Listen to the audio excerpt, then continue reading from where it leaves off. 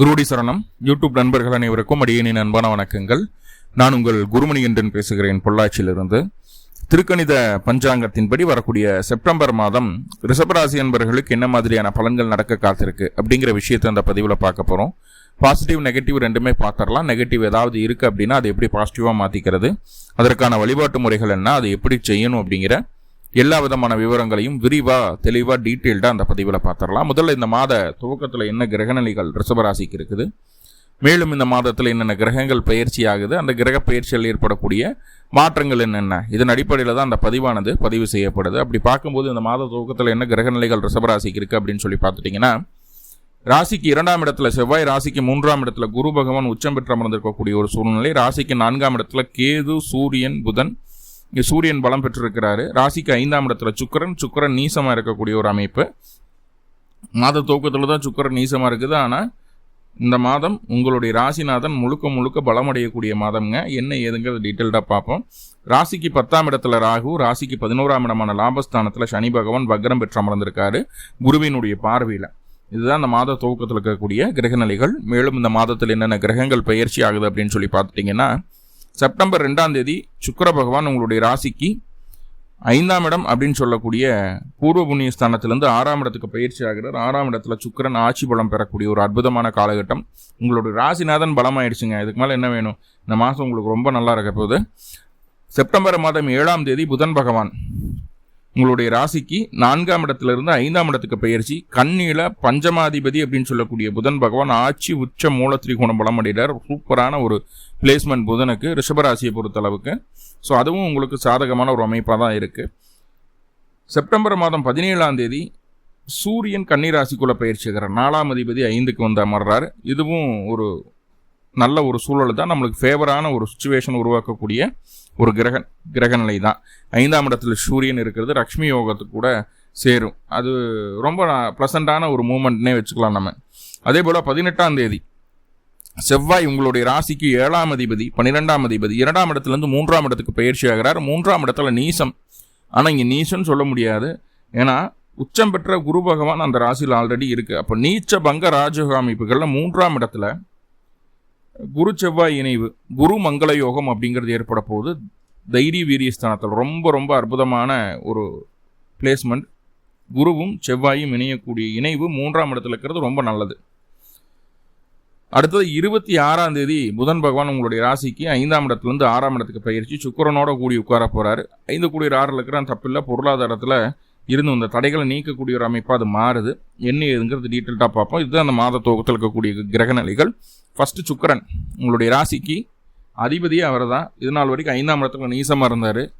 உங்களுக்கு 1008 விஷயங்கள் மனசுக்குள்ளே தோணும், நிறைய சிந்தனைகள் இருக்கும். சில விஷயங்களை நம்ம வெளிப்படையாக பேசுவோம், பல விஷயங்களை பேசாமல் இருப்போம். எல்லாமே நம்மளுக்கு எகெயின்ஸ்டாக போயிட்டு இருந்தது கடந்த காலகட்டங்களில். நம்ம என்ன சொன்னாலும் நம்மளுடைய விருப்பத்திற்கு மாறாது நடக்கிற மாதிரியான ஒரு உணர்வை நம்மளுக்கு கொடுத்தது. உணர்வு மட்டும் இல்லை, கண்டிப்பாக அது அப்படி தான் நடந்துட்டு இருந்தது. ரைட்டு, வேலையில் பயங்கரமான டென்ஷன், ப்ரெஷர், நீங்கள் நினச்ச விஷயத்தை நினச்ச நேரத்தில் பண்ண முடியாத ஒரு சூழ்நிலைகள் எல்லாம் இருந்துட்டு இருந்தது. இப்போ செப்டம்பர் மாதம் 2ஆம் தேதியிலேருந்து அது அப்படியே மாறப்போகுது. உங்களுடைய எண்ணம், செயல், சிந்தனைக்கு ஒரு தக்க மதிப்பு உங்களுக்கு கிடைக்க போகுது.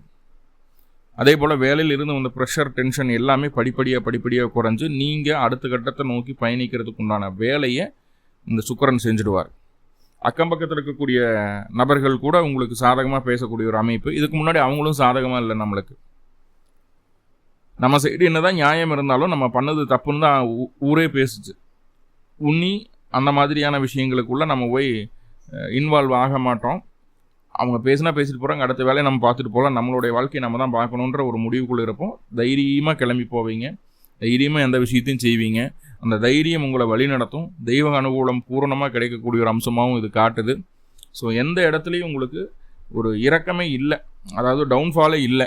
இறக்கம்னா நீங்கள் அந்த இறக்கம்னு நினச்சிட வேண்டாம். டவுன்ஃபால் இல்லை, எல்லாமே உங்களுக்கு பாசிட்டிவாக அடுத்தடுத்த கட்டத்தை நோக்கி போகிறதுக்கு உண்டான வழியை தான் சொல்லுது. ரைட், என்னடா ராசி அதிபதி 6ல் தான் போய் பலமாகிறாரு, அதனால் எதிர்ப்புகளை நம்மளாம் தேடிக்குவோமா அப்படின்னு கேட்டால், எதிர்ப்புகள் நம்ம தேட மாட்டோம், வேலையை தேடுவோம், வேலை கிடைக்கும். வருமானத்தை அதிகரிக்கிறதுக்கு உண்டான வாய்ப்புகள் என்ன அப்படிங்கிறத தேடி ஓடுவோம். அதுவும் நம்மளுக்கு கரெக்டாக சிக்கும். நல்லா புரிஞ்சுக்குங்க. இங்கே கவனமாக இருக்க வேண்டிய ஒரே விஷயம் என்ன, சுக்கிரன் 6ஆம் இடத்துல இருக்கிறதுனால அப்படிங்கும்போது பெண்களால் சின்ன சின்னதான பாதிப்புகள் வரும். என்னென்னா கடன் வாங்க வேண்டிய ஒரு சூழ்நிலை, அல்லது பொருளாதார ரீதியாக குறைபாடுகளை உங்கள் வீட்டில் இருக்கக்கூடிய பெண்கள் உங்களுக்கு தருவாங்க.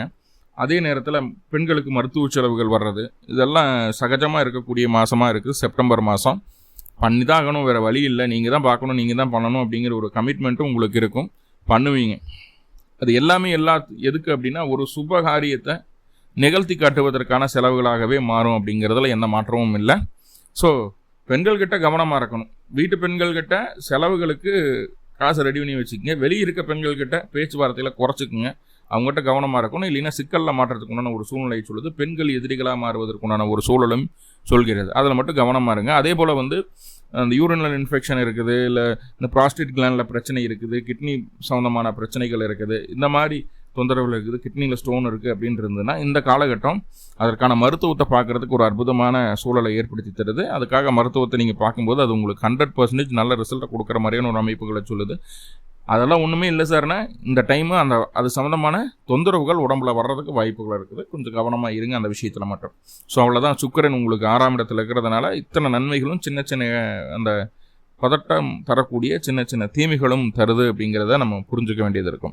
அடுத்தது 7ஆம் தேதி புதன் பகவான் ராசிக்கு 4ஆம் இடத்துலேருந்து 5ஆம் இடத்துக்கு பயிற்சி ஆகிறாரு.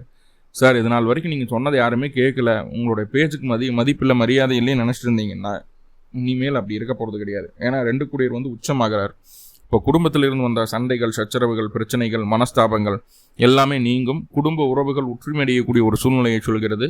சார் சிம்பிளாக சொன்னால் நிறைய பேருக்கு திருமணம் ஆகாமல் திருமணத்துக்காக முயற்சி எடுத்துகிட்டு இருக்கிறீங்களா ரிஷபராசிக்காரங்க, குடும்ப அமையலின் வருத்தப்பட்டிருக்கிறீங்க அப்படின்னா இந்த காலகட்டம் உங்களுக்கு சரியான வரன் அமைவதற்கான வாய்ப்புகளை சொல்கிறது. உங்களுக்கு ஏற்ற வரனான்னு நான் சொல்ல முடியாது, ஆனால் உங்கள் குடும்பத்துக்கு ஏற்ற வரன் அப்படின்னு நம்ம சொல்லிடலாம், தாராளமாக சொல்லலாம். ஸோ அப்படிப்பட்ட ஒரு நல்ல வரன் அமைகிறதுக்கு உண்டான ஒரு வாய்ப்பினை இந்த புதன் பகவான் ஏற்படுத்தி தருவார். 7ஆம் தேதியிலிருந்து 26ஆம் தேதி வரைக்கும் அதுக்கு உண்டான சூழ்நிலை இருக்குது. சரியாக பயன்படுத்திங்க. அந்த வரன் உங்களுக்கு மனசுக்கும் பிடிச்சிருக்கும். யார் மூலயமா கிடைக்குன்னா சொந்த பந்தங்கள் மூலயமா கிடைக்கிறது அப்படிங்கிறதெல்லாம் தாண்டி மீடியேட்டர் மூலயமா தான் கிடைக்கிறதுக்கான வாய்ப்புகளை சொல்லுது. இது முயற்சி செய்யக்கூடிய நபர்களுக்கு, திருமணம் ஆகணும் அப்படின்னு நினச்சி முயற்சி செய்யக்கூடிய நபர்களுக்கு சக்ஸஸ் கிடைக்கும். 4 செவத்துக்குள்ளே பூட்டிட்டு உட்காந்துட்டு எனக்கு கிரகமாக இருந்துச்சுன்னா திருமணம் நடக்கும்னு நினச்சிட்டு முயற்சி இல்லாமல் இருந்தீங்கன்னா அதுக்கு வாய்ப்பு இல்லை அப்படிங்கிறது தெளிவாக புரிஞ்சுக்குங்க. மனசுக்கு பிடிச்ச மாதிரியான வாழ்க்கை துணை, குடும்பத்திற்கு ஏற்ற வாழ்க்கை துணை இந்த காலகட்டம் கிடைக்கிறதுக்கு வாய்ப்புகள் அதிகமாக இருக்குது. அதை நல்லா புரிஞ்சுக்குங்க. எண்ணமும் செயலும் தெளிவாக இருக்கக்கூடிய ஒரு சூழ்நிலை. கரெக்டாக பக்காவாக பிளான் பண்ணுவீங்க. பிளான் பண்ணி அடுத்தடுத்த கட்டத்தை நோக்கி நீங்கள் நகர்றதுக்கு என்ன வழி என்ன ஏது அப்படிங்கிறத இந்த டைம் பக்காவாக பிளான் பண்ணக்கூடிய ஒரு சூழ்நிலை. ஃப்யூச்சர் பிளானிங் எல்லாம் இந்த மாதம் நீங்கள் போடுவீங்க. அதுவும் சக்ஸஸ்ஃபுல்லான பிளானிங்காக இருக்கும். நல்லா புரிஞ்சுக்குங்க. பொருளாதார ரீதியாக தடை தாமதங்கள் ஏதாவது இருந்தால் அதை சரி பண்ணப்படும் அப்படிங்கிறது சொல்லுது. குழந்தை பேர் இல்லாத நபர்களுக்கு, குழந்தைக்காக முயற்சி செய்யக்கூடிய ரிஷபராசி என்பவர்களுக்கு நல்ல விதமாக எந்த விதமான மருத்துவ செலவுகளும் இல்லாமல் நல்ல விதமாக குழந்தை பேர் கிடைக்கிறதுக்குமான வாய்ப்புகளை, நேச்சுரலாகவே கிடைக்கிறதுக்கு வாய்ப்புகளை இந்த காலகட்டம் சொல்லுது. உங்களுடைய சுய ஜாதகத்தில் புதனுடைய தசாபுத்தி அந்தரகம் நடந்துட்டு இருந்ததுன்னா அதுவும் உங்களுக்கு சாதகமாகும். இன்னொரு விஷயம், இளம் வயதில் இருக்கக்கூடிய ரிஷபராசி என்பவர்களுக்கு இந்த காலகட்டம் இந்த காதல் வயப்படக்கூடிய ஒரு சூழ்நிலையை சொல்லுது. அதில் மட்டும் கொஞ்சம் கவனமாக இருங்க. ஏன்னா உங்களுடைய ராசிநாதன் அப்படின்னு சொல்லக்கூடிய சுக்கிரன் 6ஆம் இடத்துல போய் பலமாகிறார். அப்படிங்கும்போது சரியான ஒரு காதலனையோ காதலையோ தேர்ந்தெடுக்கிறோமா அப்படிங்கிறத மட்டும் பார்த்து அதுக்குண்டான விஷயங்களை புரிஞ்சுக்கிட்டு செஞ்சிங்கன்னா போதுமானது. ஏன்னா இங்கே வழி தவறி போவதற்கு வாய்ப்புகள் உண்டு காதல் விவகாரங்களில். சரிங்களா? ஆல்ரெடி லவ் பண்ணிட்டு இருக்கீங்க, பிடிச்சிட்டு இருக்கீங்க அப்படின்னா குடும்பத்துக்கு தெரியறதுக்கோ இல்லை சமுதாயத்துக்கு தெரியறதுக்கோ அக்கம் பக்கத்தில் அந்த விஷயம் கசிஞ்சு போகிறதுக்கோ வாய்ப்புகள் இருக்குது. கொஞ்சம் சூதானமாக இருக்க வேண்டிய காலகட்டமாக இது காட்டுது அப்படிங்கிறத புரிஞ்சுக்குங்க. ரைட். புதன் அப்படின்னு சொல்லக்கூடிய கிரகம் இத்தனை நன்மைகளை செஞ்சாலும் இந்த சின்ன விஷயத்தில், காதல் அப்படிங்கிற விஷயத்தில் மட்டும் சின்ன ஒரு ஏமாற்றத்தை தருது. அதை கொஞ்சம் கவனமாக பார்த்துக்க வேண்டிய காலகட்டமாக இருக்குது.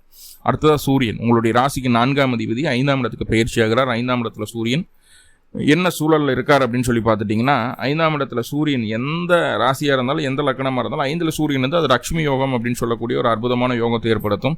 இது என்ன அப்படின்னா இது நாள் வரைக்கும் இருந்த தடைகளை நிவர்த்தி செய்யக்கூடிய ஒரு சூழல் அப்படின்னு சொல்லலாம். 5ல் சூரியன் வந்துட்டுனாவே நிறைய ஏமாற்றங்களுக்கு பதில் சொல்லும் விதமாக சில நல்ல சம்பவங்கள் நடக்கக்கூடிய காலகட்டம் அப்படின்னு சொல்லிடலாம். அது உங்களுக்கு ஃபேவராக இருக்குது அப்படிங்கிறத சொல்லுவேன்.